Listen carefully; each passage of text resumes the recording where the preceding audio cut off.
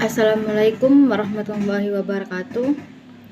Di sini saya akan menanggapi video tentang kebijakan fiskal dalam ekonomi Islam.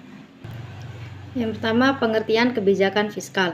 Kebijakan fiskal adalah kebijakan yang dilakukan oleh pemerintah dengan cara meningkatkan atau mengurangi pendapatan dan belanja negara untuk mencapai tujuan yang diharapkan, seperti mengurangi jumlah pengangguran atau mencapai pertumbuhan ekonomi yang ditargetkan. Yang kedua, tujuan kebijakan fiskal. Pertumbuhan ekonomi. Pertumbuhan ekonomi ini dilakukan supaya ekonomi itu berkembang dengan bagus. Yang kedua, mencegah pengangguran. Hubungan fiskal dengan pengangguran yaitu ketika terjadi barang inflasi, maka secara otomatis daya beli masyarakat kurang. Ketika daya beli kurang, maka barang produksi tidak laku di pasaran. Maka pusat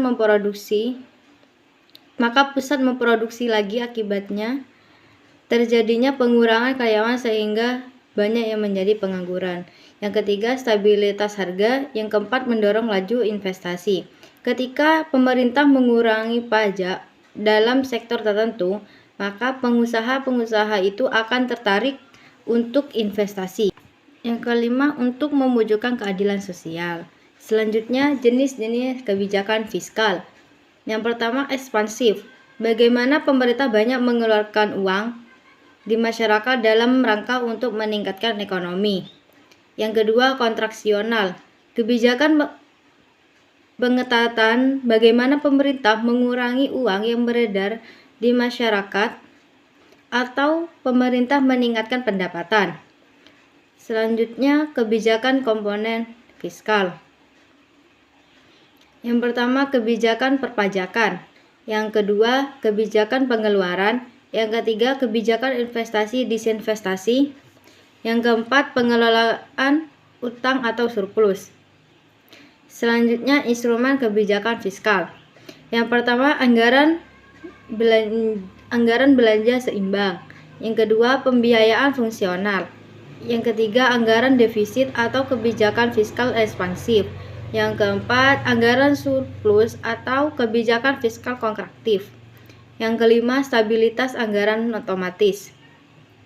Yang keenam, pengelolaan anggaran.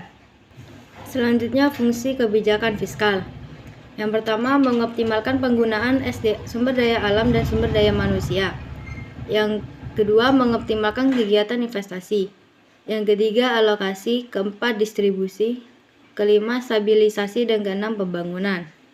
Selanjutnya, ciri-ciri kebijakan fiskal ekonomi Islam. Yang pertama, pengeluaran negara dilakukan sesuai pendapatan sehingga jarang terjadi defisit anggaran. Yang kedua, sistem pajak proporsional. Pajak dalam ekonomi Islam dibebankan berdasarkan tingkat produktivitas. Yang ketiga, penghitungan zakat berdasarkan hasil keuntungan bukan pada jumlah barang. Selanjutnya, fungsi kebijakan fiskal dalam ekonomi Islam. Yang pertama, memelihara terhadap hukum, keadilan, dan pertahanan. Selanjutnya, perumusan dan pelaksanaan terhadap kebijakan ekonomi.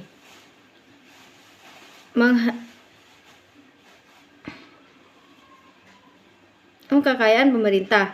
Yang keempat, investasi ekonomi oleh pemerintah. Sekian dari saya, mohon maaf bila ada salah. Wassalamualaikum warahmatullahi wabarakatuh.